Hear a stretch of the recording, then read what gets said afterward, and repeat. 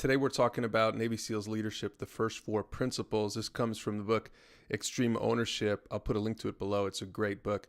Here are the first 4. In the next video, I'll get into the next 4. These are all about winning the war within. These are fundamental building blocks taken from the battlefield, and you can apply it to your business or your life.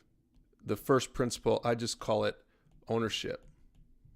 And the basic idea is that all responsibility rests with the leader, not just the leader's job, but everything that impacts the mission, everything up and down the chain of command. And you notice this is really the title of the book. In fact, all of these other principles, not just these 4, but every other principle from the book comes from this first one. And this kind of ownership is a mindset. It starts with the top leaders, and hopefully it spreads through the whole organization or team. Now, the second principle, I'm just going to call it the performance principle. Those are my words, not theirs. And this principle in a nutshell is that there are no bad teams, only bad leaders. There are really only 2 types of leaders, effective and ineffective. And the question here is, how do you get your team to perform at a higher level? Well, again, it starts with taking ownership and accepting complete responsibility, especially when your team fails.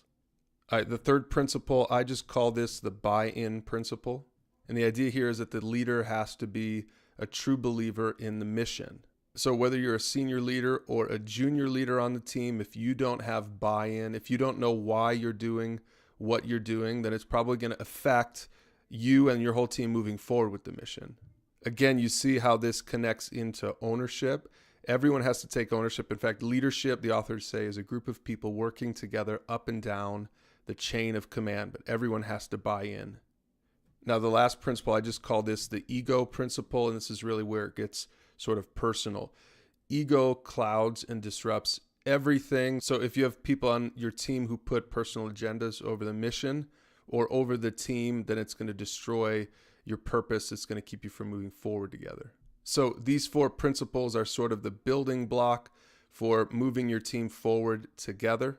And again, I encourage you to pick up this book. It's a great one to read more about it, and use the questions below to talk about this with a group or mentor.